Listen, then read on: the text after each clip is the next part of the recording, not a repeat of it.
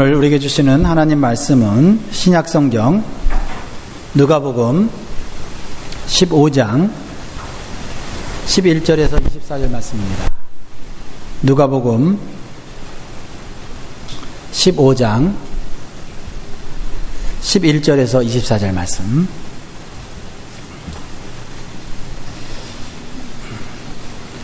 자, 11절 제가 읽고 교독하겠습니다. 또 가라사대 어떤 사람이 두 아들이 있는데 그 둘째가 아비에게 말하되 아버지여 재산 중에서 내게 돌아올 분깃을 내게 주소서 하는지라 아비가 그 살림을 각각 나눠 주었더니 그 후 며칠이 못되어 둘째 아들이 재물을 다 모아가지고 먼 나라에 가 거기서 허랑방탕하여 그 재산을 허비하더니 다 없이 한 후에 그 나라에 크게 흉년이 들어 저가 비로소 궁핍한지라 가서 그 나라 백성 중 하나에게 붙여 사니 그가 저를 들로 보내어 돼지를 치게 하였는데 저가 돼지 먹는 쥐언 열매로 배를 채우고자 하되 주는 자가 없는지라. 이에 스스로 돌이켜 가로되 내 아버지에게는 양식이 풍족한 품꾼이 얼마나 많은고 나는 여기서 주려 죽는구나. 내가 일어나 이에 어떻게 가서 이르기를 아버지여 내가 하늘과 아버지께 죄를 얻었사오니 지금부터는 아버지의 아들이라 일컬음을 감당치 못하겠나이다. 나를 품꾼의 하나로 보소서 하리라 하고 이에 일어나서 아버지께로 돌아가니라. 아직도 상고가 먼데 아버지가 저를 보고 측은히 여겨 달려가 목을 안고 입을 맞추니 아들이 가로되 아버지여 내가 하늘과 아버지께 죄를 얻었사오니 지금부터는 아버지의 아들이라 일컬음을 감당치 못하겠나이다 하나 아버지는 종들에게 이르되 제일 좋은 옷을 내어다가 입히고 손에 손가락질을 끼우고 발에 신을 신기라. 그리고 살찐 송아지를 끌어다가 잡으라. 우리가 먹고 즐기자. 이 내 아들은 죽었다가 다시 살아났으며 내가 잃었다가 다시 얻었노라 하니 저희가 즐거워하더라. 아멘. 오늘 파더스 데이를 맞이해서 우리 특별히 우리 아버지들 그동안 우리 가정을 위해서 또 사회를 위해서 수고하시고 헌신하셨습니다. 참 이 시간 존경을 표하면서 하나님의 이름으로 격려하고 축복합니다. 우리 아버지들을 향하여서 우리 축복하면서 해피 파더스 데이를 한번 인사하겠습니다. 해피 파더스 데이.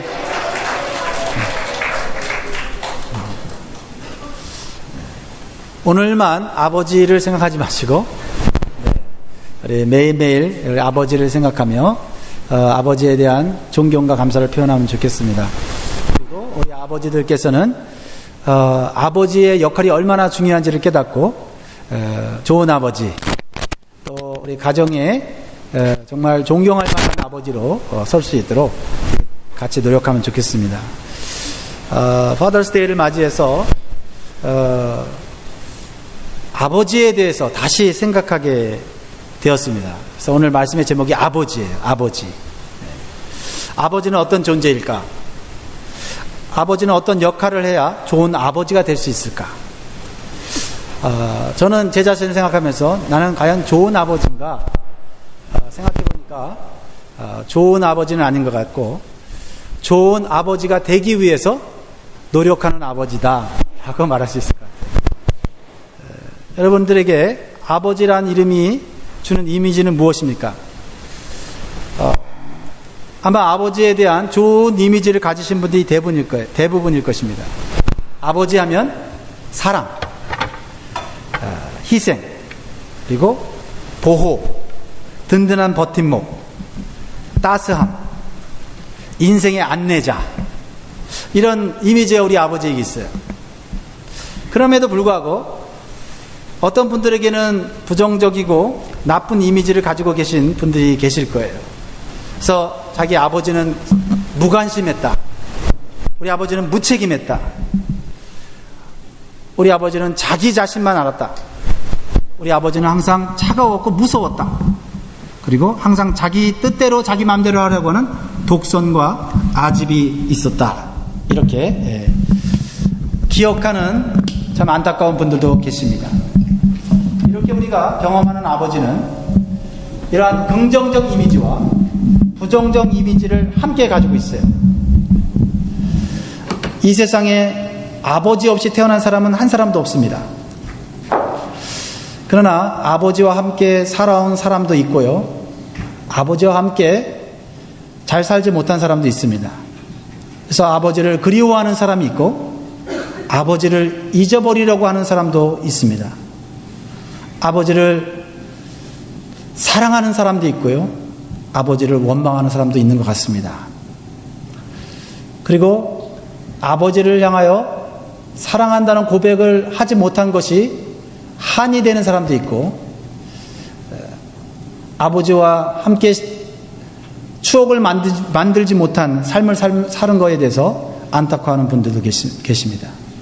아무튼 이 아버지라는 존재는 그 영향력이 우리 자녀들에게 지대하다는 것입니다.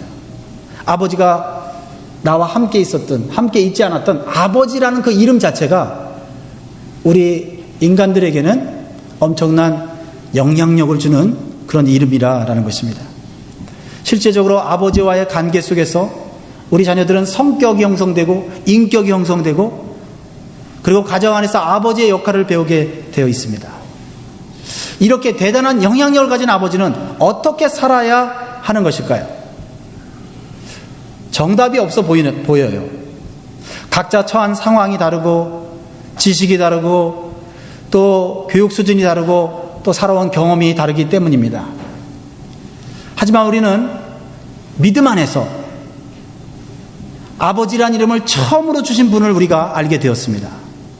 누구시죠? 이 세상을 창조하시고 사람을 만드시고 가정을 만드시고 아버지와 어머니라는 개념을 갖게 하신 하나님이십니다.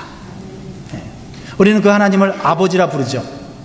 하나님을 아버지라 부를 수 있는 사람들은 오직 구원받은 성도들입니다. 로마서 8장 15절에 보면 너희는 다시 무서워하는 종의 영을 받지 아니하였고 양자의 영을 받았으므로 아바 아버지라 부르짖느니라.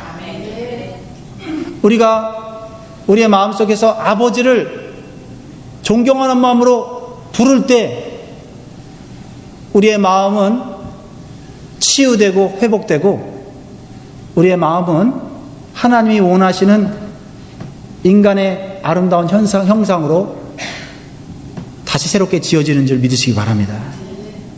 갈라디아서 4장 6절에 보면 너희가 아들인 거로 하나님이 그 아들의 영을 우리 마음 가운데 보내사 아바 아버지라 부르게 하셨느니라 말씀하고 있습니다. 우리는 아바 아버지라 부르는 하나님을 통해서 참된 아버지상을 배우게 되고 아버지의 역할을 배우게 됩니다. 여러분, 가정 안에 아버지상이 올바로 세워질 때 그 가정 안에 질서가 있고 그 가정 안에 안전이 있고 그 가정 안에 평안이 있고 그 가정 안에 행복이 있는 줄 믿으시기 바랍니다. 아버지의 역할을 우리가 올바로 배워야 합니다. 혹시 아버지를 일찍 잃어버린 분도 계실 것입니다. 그렇다 할지라도 하나님 안에서 참된 아버지를 우리가 만남으로 인해서 우리의 마음이 치유되고 회복되고 행복한 가정을 이루어갈 수 있는 줄 믿습니다. 하나님은 완전하신 아버지이십니다. 오늘 말씀을 통해서 완벽하신 하나님 아버지의 모습을 통해 우리는 아버지의 역할을 회복하고 또한 인간인 아버지의 긍정적인 이미지뿐만 아니라 인간인 아버지의 부정적인 이미지를 이해하고 존중하는 시간이 되면 좋겠습니다. 오늘 우리가 함께 읽은 본문은 탕자의 비유로 잘 알려진 예수님의 비유입니다. 오늘 본문에 나타난 아버지에게는 두 아들이 있었습니다. 그런데 어느 날 둘째 아들이 말도 안 되는 요구를 하는 것입니다. 어떤 요구를 합니까? 아버지에게 아버지의 재산 중에서 자신의 몫을 달라고 당당하게 요구하는 것입니다. 자기가 돈을 번 적도 없고 재산을 쌓아놓은 적도 없는데 아버지 앞에서 당당하게 자기 재산을 달라고 요구하고 있어요. 그래서 아버지는 어떻게 합니까? 거절하지 않으시고 아들이 요구하는 대로 재산의 일부를 정리하여서 줍니다. 그러자 둘째 아들은요, 며칠 뒤 뒤도 돌아보지도 않고 그 아버지 재산을 가지고 먼 나라로 가서 재산을 탕진하면서 마음대로 살아갑니다. 이 아들에게 아버지는 자신의 욕구를 채워주는 존재에 불과했습니다. 그래서 자신의 재산을 은행에 맡겨놓은 것처럼 아버지의 재산을 당당하게 요구하고 있는 것입니다. 오늘날도 이러한 태도를 가진 자녀들이 많이 있습니다. 아버지는 당연히 자신의 욕구를 채우고 자신의 요구를 들어줘야 되는 존재로 여기는 그런 자녀들이 많이 있다는 것입니다. 그리고 다른 아버지와 비교를 하면서 자신에게 해주지 못한 것들을 나열하면서 불평하고 자신의 기준으로 아버지를 평가하면서 좋은 아버지, 나쁜 아버지를 자기 중심적으로 평가를 하는 자녀들이 많이 있습니다. 이러한 자녀들에 대해서 아버지의 반응은 아마 다양할 거예요. 여러분들은 이렇게 아버지 앞에 자신의 유산을 물려달라고 당당하게 요구하는, 꼭 자기 것을 달라고 하는 사람처럼 요구하는 이 둘째 아들의 모습에 여러분들은 어떻게 반응하시겠어요? 여러분이 아버지라면 어떻게 반응하시겠어요? 이 자녀를 위해서 어떤 반응이 옳은 반응일까요? 오늘 본문에 나타난 아버지는 하나님을 의미합니다. 오늘 본문에 나타난 아버지의 모습은 거절하지 않고 자신이 해줄 수 있는 것을 다 해주는 모습으로 나타납니다. 그렇다고 아무 생각 없이 아들의 요구를 들어주시는 것은 아닙니다. 마치 재벌 아버지가 돈이 너무 넘쳐나서 주체할 수 없어서 아무 생각 없이 자녀들에게 자녀들이 원하는 비싼 스포츠카를 사주고 자녀들에게 한도가 없는 언리미티드 된 카드를 주면서 마음껏 쓰라고 내버려두는 그런 아버지는 아니라는 것입니다. 지혜가 있는 아버지고요, 생각이 깊은 아버지예요. 오히려 버릇없고 막무가내인 이 둘째 아들을 누구보다도 잘 알고 있기 때문에 그 아들이 가장 잘 되는 길이 무엇인지를 잘 알고 있는 아버지예요. 그래서 아들의 무례하고 위험한 요구를 들어주시고 자신의 잘못을 스스로 깨닫고 그 아들이 올바른 길로 가기를 바라시는 것입니다. 결국 이 탕자 아들은 모든 것을 잃고 나서 아버지께 돌아와서 그 못된 성격과 생각과 인생의 가치관이 변하게 되는 결과를 얻게 됩니다. 이 본문에 나오는 아버지는 이미 그 아들의 길을 알고 있고 그 아들을 위한 계획을 갖고 계시는 완벽한 아버지예요.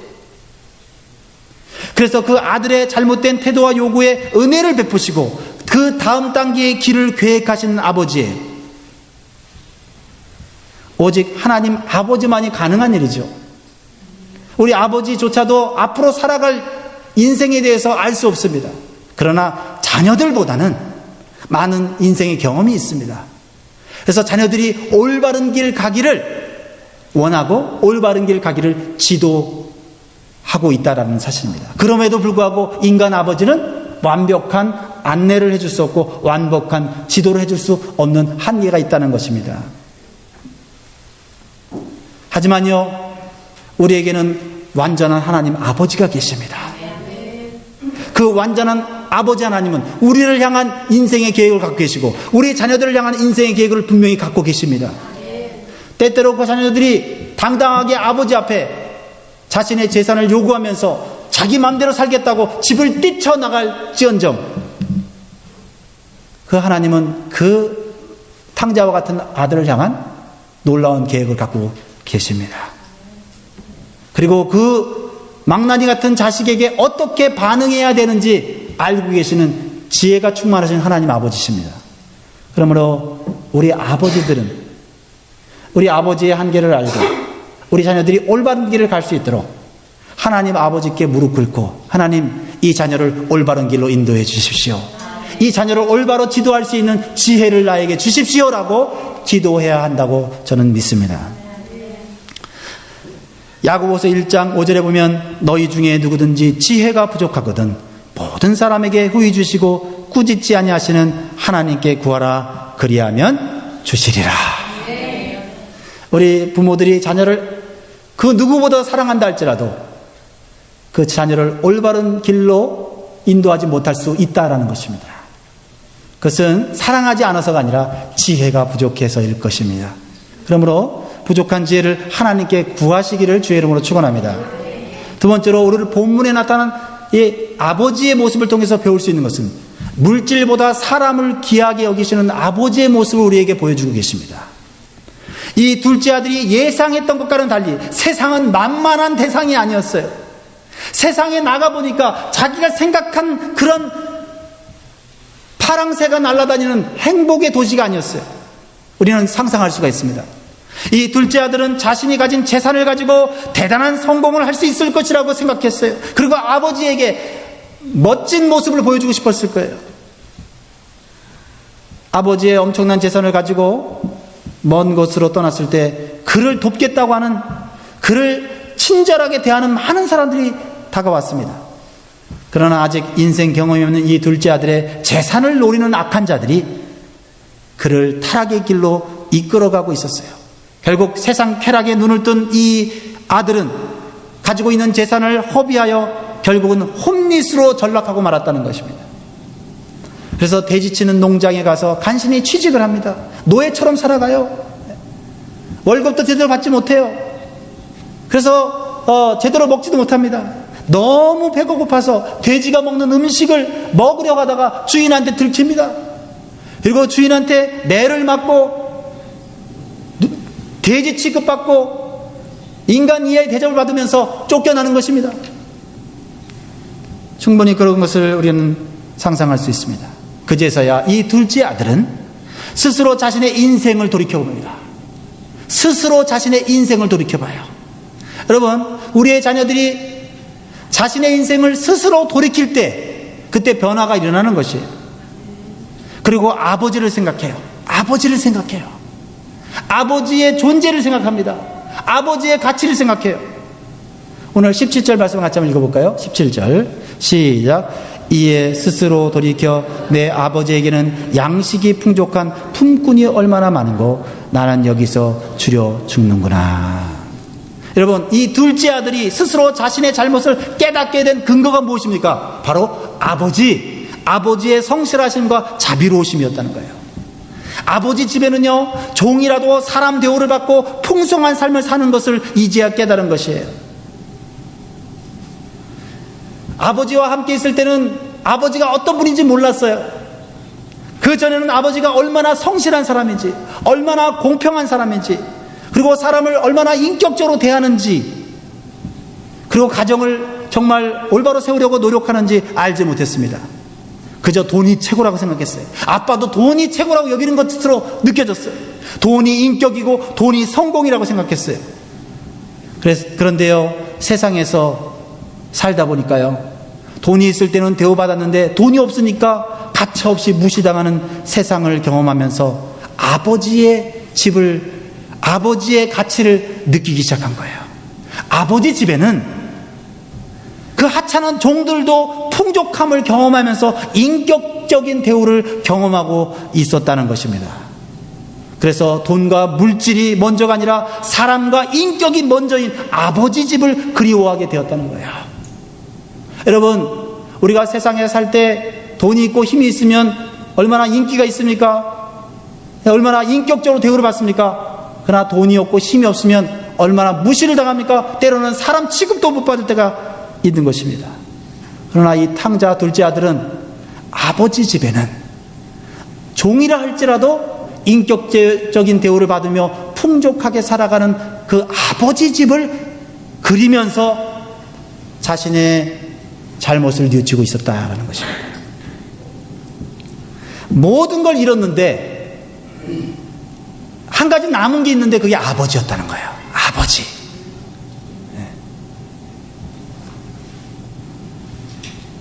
물론 여러분, 우리의 가정의 가치를 무엇으로 여러분 측정하고 계십니까? 큰 집, 좋은 차, 은행에 있는 많은 잔고들, 물론 물질과 재산이 많으면 좋겠지요.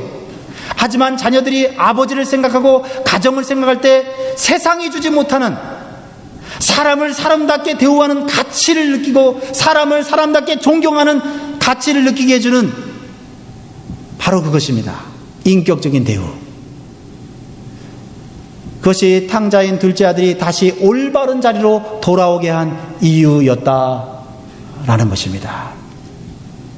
사랑하는 성도 여러분, 여러분 가정에는 돈이 우선이 아니라 사람을 사람 대우, 인격을 인격 대우하는 그런 가치가 있기를 주의 이름으로 축원합니다.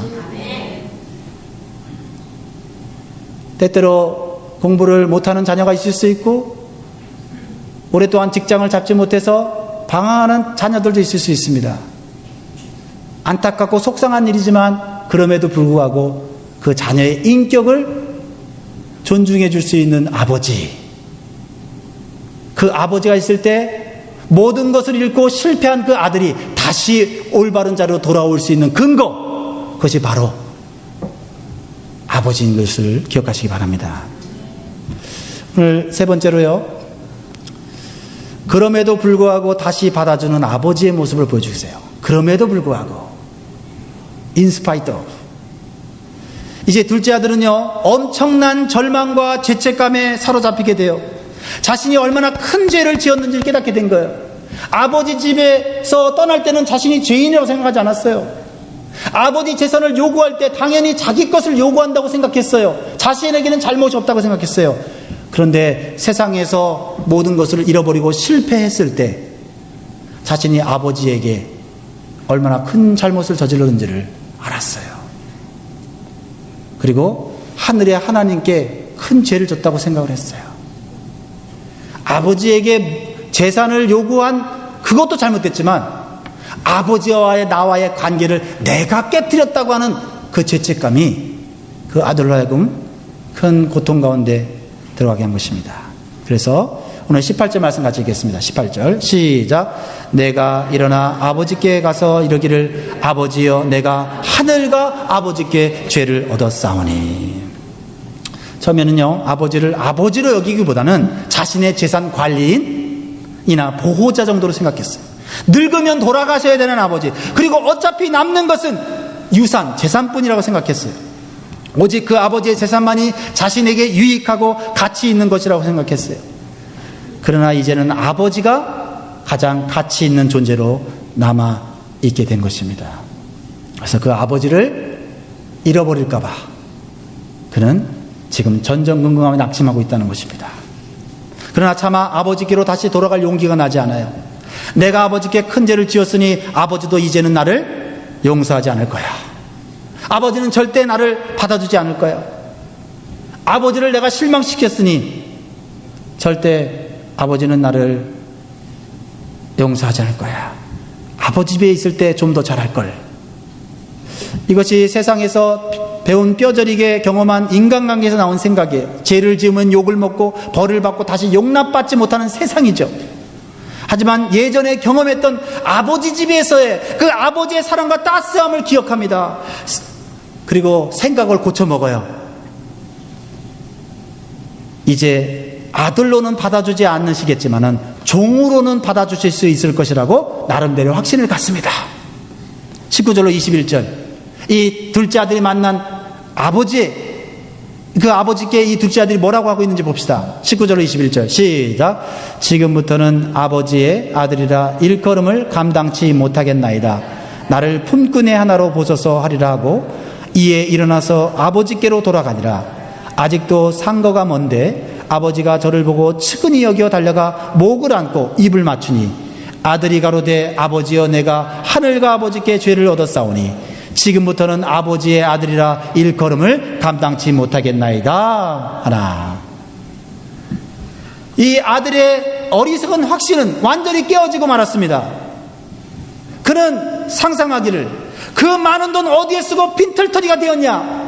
내 말 듣지 않고 집을 나가더니 꼴 좋다. 너는 이제 내 자식도 아니다. 아버지보다 내 재산을 더 탐내는 너는 더 고생을 해봐야 돼. 썩 나가라 해도 할 말이 없는 아들인데 종이로라도 받아주시면 좋을 것이라고 생각했던 이 아들에게 아버지는 여전히 아들로 받아주시면서 아들의 잘못에 대해서 한마디도 안 하시고 인격적으로 대해주셨습니다. 이 아들의 마음은 어땠을까요? 세상에서 무시당했던 상처, 세상에서 보기 좋게 실패했던 인생이 그 아버지의 넓은 품 안에서 다 치유되고 회복되고 있었다는 것입니다. 여러분, 사실 당시 상황을 보면요, 아들이 살아계신 아버지의 재산을 요구하는 일은 흔치 않은 일이었어요. 그때 당시에는 이것은 굉장히 무례한 일이었어요. 그리고 굉장히 충격적인 사건이에요, 이것은요. 아버지가 돌아가신 후에야 재산을 요구할 수 있고 나눌 수 있고 가질 수가 있어요. 근데 살아계신 아버지에게 재산을 달라고 하는 것은 아버지에게 당장 죽으라는 말과 똑같은 말이에요. 엄청난 불효이고 죄인인 것입니다. 그럼에도 불구하고 아버지는 죄인인 아들을 무조건적인 은혜로 다시 받아주고 계시는 거예요. 아버지는 둘째 아들이 유산을 요구하고 들어주실 때 아버지는 죽은 거예요. 그렇지 않습니까? 죽은 이후에만 재산을 줄 수가 있는데 재산을 띄워주니까 아버지는 죽은 것과 마찬가지입니다. 아버지는 자신을 죽이면서까지 아들의 요구를 들어주신 것이에요. 마음이 아프고 고통스러우면서도 그 아들을 죄 가운데서 살리려고 하신 의도적이고 계획적인 행위였던 것이죠. 이것이 아버지의 놀라운 사랑과 희생인 것입니다. 아버지만이 가질 수 있는 이런 존재감, 무게감이죠. 여러분, 무엇이 연상되십니까? 하나님께서 하나님의 아들이신 예수님을 이 땅에 보내신 이유가 생각나지 않습니까? 인간을 창조한 하나님을 알아보지도 못하고 믿지 않고 자신이 인생의 주인이 되어서 자기 마음대로 살아가는 사람들이 이 세상에 얼마나 많이 있습니까? 오직 돈과 자신의 욕구를 채우기 위해서 살아가는 사람들입니다. 하나님을 멀리 떠나 하나님이 주신 시간과 물질과 힘을 자기 마음대로 사용하며 살다가 결국은 죽게 될 인생이죠. 그러나 사랑의 하나님은 자신의 아들을 십자가에서 대신 죽도록 내어주시고 죄를 깨닫고 회개하는 자들을 다시 아들로 딸로 받아주시는 것입니다. 그 아버지가 있기에 우리가 다시 돌아갈 고향이 있는 것입니다.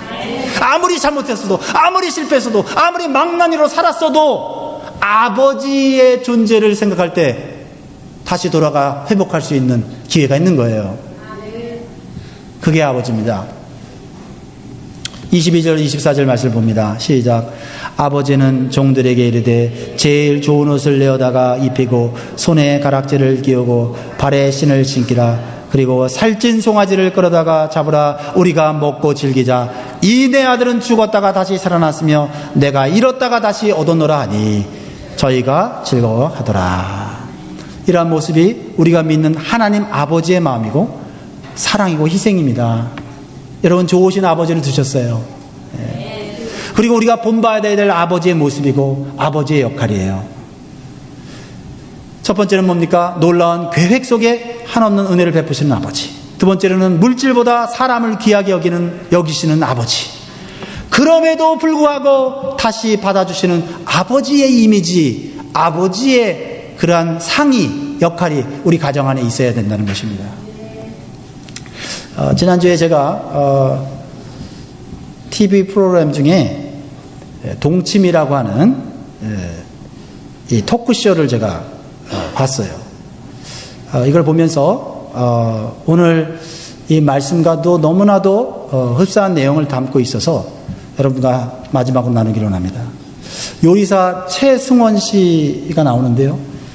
그 토크쇼에서 요리사 최승원 씨의 아버지 이야기를 이렇게 꺼내는 이야기를 하는데 굉장히 저에게 감동이 되었고, 우리가 부족하지만은 아버지의 역할을 할 수 있다는 그런 자신감이 생겼어요. 그런 확신이 생겼어요. 태어날 때부터 아버지가 집을 나가셔서 어린 시절에 아버지랑 같이 살지 않았습니다. 어머니가 나이가 42살 늦게 이 최승원 씨를 낳았어요. 그러니까 어머니가 임신한 상태에서 아버지가 사업이 실패했는데 사업에 실패한 아버지가 실망한 나머지 만삭이 된 그 어머니를 두고 집을 나가버리셨어요. 그래서 어머니 혼자 애를 낳습니다. 그러니까 처자식을 보낸 아버지죠. 자라면서 얼굴도 모르고 정도 없는 아버지에 대한 원망이 엄청 컸다고 해요. 아버지 얼굴도 본 적도 없고 아버지를 만나본 적도 없는데 아버지에 대한 원망 때문에 그 마음의 상처가 컸다는 거예요. 그런데요, 중학교 때 누가 집 대문을 두들겨서 문을 열고 나가보니까 어디서 많이 본 얼굴이, 낯선 얼굴이 있더래요. 사진 속에 있었던 아버지. 그래서 어떻게 오셨어요? 투명하게 물었답니다. 그러자 그 아버지가 다리를 질질 끌면서 중풍에 걸려서 들어오신 거예요. 그때 그 이후로 함께 살았는데 저 두 분이 부부구나라고 생각했던 시간이 3개월 반이었대요. 근데 어머니는 고생하시다가 당뇨 합병증으로 그만 돌아가시고 말았어요. 그러자 아버지에 대한 원망이 하늘을 찌를 듯이 너무나 커진 거예요. 이 최승원 씨는 일을 하면서 할 수 없이 병든 아버지를 부양하느라 너무 힘들었고 정이 없는데 얼굴을 마주보는 것조차 너무 싫었어요. 그러던 중에 병세는 더욱 악화되고 빚은 자꾸 늘어나가고 병원에 갈 일만 생기니까 점점 인생이 너무 힘들어진 거예요. 고통스러워진 거예요. 어린 나이에 친구들과 즐겁게 놀아야 될 시기에 누군가를 증오하는 마음으로 그 마음이 가득 차 있으니 인생이 어찌 행복하겠습니까? 그래서 이 아버지에 대해서 이런 생각을 했다고 해요. 이렇게 뒤늦게 자식을 찾아와 힘들게 하실 바에는 돌아가셨으면 좋겠다고 생각을 했대요. 그래서 아버지에게 빨리 죽으시라고 말을 했대요. 그리고 진심으로 그렇게 얘기했대요. 아버지의 자식이라는 사실이 싫었대요. 아버지라는 존재이기 이전에 엄마를 고생시키고 죽게 한 존재라는 생각이 떠나질 않는 거예요. 내가 저 사람이 아니면 빚에 허덕이지도 않았을 텐데 꿈을 펼칠 젊은 나이에 내가 왜 이렇게 살아야 되지? 저런 아버지를 만나서 내가 왜 이렇게 살아야 되는지 원망하면서 살았다는 거예요. 그런데요, 지금의 아내를 만나면서 삶의 변화가 일어나기 시작했대요. 그 아내가 되기 전에 여자친구였죠. 그 여자친구가 최승원 씨와 아버지를 화해하고 용서할 수 있게 한 매개체가 됐다는 거예요. 처음에는 결혼하기 전에 그 여자친구를 받아줄 수 있는 상황이 아니었어요. 병든 아버지를 모시고 살아야 되기 때문에 그래서 결혼을 거절했는데 그 여자친구가 자꾸 집에 찾아오겠다는 거예요. 그래서 차라리 잘 됐다. 우리 집에 찾아와서 우리 집 안 꼴을 한번 보면 결혼을 포기할 거라고 생각했대요. 아파트먼에서 아버지가 대소변을 누워서 보는 상황이라서 집안에 아모니아 냄새가 가득 찼대요. 그래서 이 여자친구가 집에 왔다가 아버지 모습 보고 도망갈 거라 생각했대요. 그런데 아내가 처음 아버지를 보자마자 업어서 씻기 시작했다는 거예요. 그래서 이 놀란 최승환 씨가 기가 막혀가지고 이렇게 얘기했대요. 왜 이렇게까지 나한테 이러는 거냐? 왜 이렇게까지 하는 거냐고 물으니까 그 아내가 하는 말이 너무나 큰 충격을 줬대요. 나중에 우리 아빠 엄마도 아프면 당신이 이렇게 해주면 되잖아. 나중에 우리 아빠 엄마도 이렇게 될 수 있는데 그러면 당신이 그때 가서 나처럼 해주면 되잖아. 이 말이 프로포즈처럼 들렸대요. 그때 그 아내의 말에 그렇게 아버지를 위해서 젊은 시절에 돈을 벌고 병원비를 갖고 보살펴주는 것이 하나도 아깝지 않은 마음이 생기기 시작했대요. 그리고 삶에 대한 억울함과 원망이 사라지기 시작했대요. 그 말 한마디에. 그래서 아버지를 들어서 씻기려고 하는데 눈물이 쏟아졌대요. 한 번도 아버지를 들어서 즐겁게 씻어본 적이 없는데, 왜냐면 아버지가 생각보다 너무나 가벼워서. 아버지에게 묻습니다. 아버지, 그동안 난 미웠지? 아버지가 중풍이어서 언어장애가 와서 말도 잘 못해요. 이렇게 말합니다. 하나도 안 미웠다. 왜 하나도 안 미웠어요?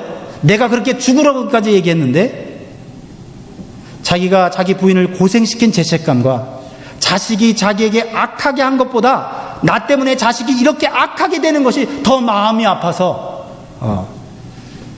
네가 믿기보다는 미안하고 내 마음 아프다고 얘기를 했지.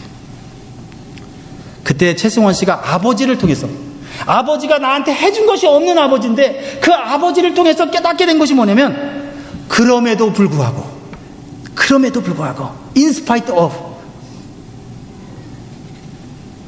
이 말은 자신이 살아갈 때 굉장한 힘과 용기와 위로를 주는 행복의 원리래요. 그럼에도 불구하고 아버지를 죽으라고 말하고 심지어는 며칠씩 아버지를 집에 방치해두고 집에 안 들어갔다는 거예요. 그냥 죽으시라고. 근데 아버지가 중풍으로 언어 장애가 있어서 말 못하시니까 펜으로 종이에다 써놨대요. 뭐라고 써놨냐면 이렇게 썼대요. 그래도 난 널. 네가 나를 버리고 가도 그래도 난 널 미워할 수 없다는 거예요. 그게 아버지라는 거죠. 아버지로서 해주지 못한 것도 미안한데 어찌 너를 미워할 수 있겠느냐는 거예요. 그 후에 아버지와 행복한 마지막 시간들을 가졌다고 합니다.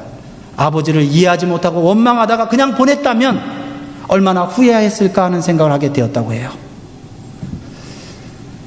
요양센터에 모시고 자기는 열심히 일하면서 아버지를 잘 모시려고 했다고 합니다. 아버지가 사진 한 장을 주더래요. 아버지, 이거 생각날 때마다 보라고. 그러니까 아버지가 말을 못 하시니까 아만 안 하시고 웃으시더래요. 사진 뒤에 글씨가 써 있는데 보니까 조만간 이 사진을 요긴하게 쓸 수 있을 거야 하고 일주일 후에 아버지가 돌아가셨대요. 그리고 그 사진으로 영정사진을 했대요. 나는 이제야 아버지를 용서하기 시작했는데 아버지는 처음부터 용서라는 개념조차 없으시고 다 용서하고 있었다는 거예요. 아버지로서 아버지 역할을 제대로 못했지만 아버지의 마음을 아는 순간 이 최승원이라고 하는 이 사람은 아버지의 존재감을 느낄 수 있었다는 것이죠. 그렇습니다. 저는 완벽한 가정, 완벽한 아버지 없다고 생각해요. 완벽한 자녀도 없다고 생각해요. 그런데 부족하고 어려운 가정 환경 속에서도 그럼에도 불구하고 그래도 난 널 이란 두 마디만 우리가 할 수 있다면 우리 가정은 다른 가정보다 물질적으로 풍부하진 않아도 행복하게 살 수 있다고 저는 믿습니다. 오늘 탕자에게 보여준 아버지의 모습이 그럼에도 불구하고 네가 내 재산 가져가서 다 탕진했을지라도 그래도 난 널. 다 같이 기도하겠습니다. 우리 가정의 이 두 마디가